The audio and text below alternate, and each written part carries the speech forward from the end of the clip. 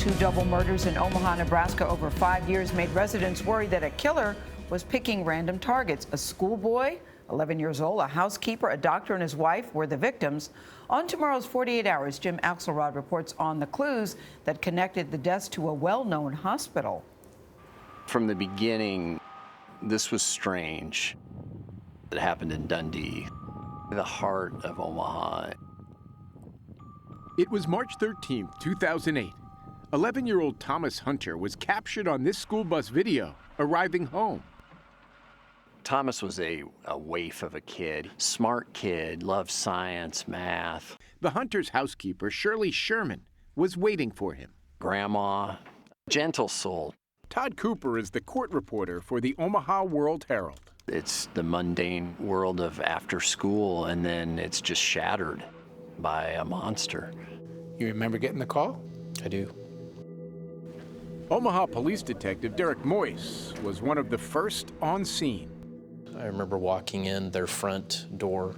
There's a little boy lying face down in a very large pool of blood. You get to the back door, you see this lady who had very evidently been pushed down to the ground and attacked.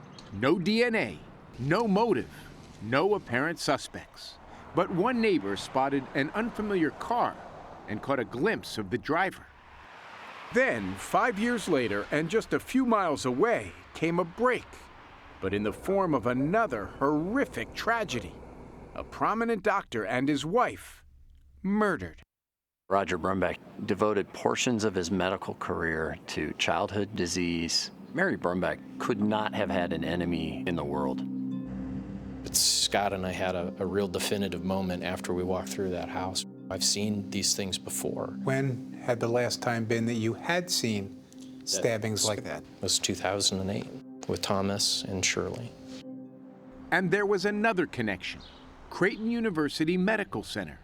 Dr. Roger Brumback was chairman of the pathology department. His close professional colleague, Tom Hunter's father, Dr. Bill Hunter. Someone was targeting doctors. Light bulb must have gone off very brightly. It wasn't long before Dr. Anthony Garcia's name came up, a former Creighton Medical Center resident who had been fired by Doctors Hunter and Brumback. Did your son kill Tommy Hunter, Shirley Sherman, Roger and Mary Brumback? I don't know. If it did, it's a totally different person that they're talking about. Jim Axelrod joins us at the table.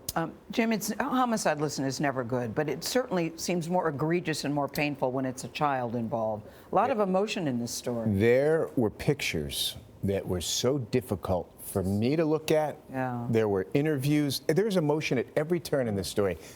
You don't see homicide detectives cry very often. We see emotion there. You see, obviously, an 11-year-old boy, the emotion there. The mother of the suspect sat for an interview that was among the most painful things I've ever had to watch, as she was sort of wrestling with the notion that maybe her son was a killer. This is an hour full of emotion. Wow, and they think Dr. Garcia had the motivation?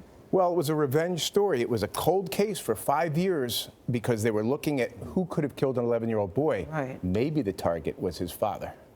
Jim, thank you. Thank you very much. You can watch Jim Axelrod's full story. It's called Resident Evil on 48 Hours. That's tomorrow at 10, 9 Central, here on CBS.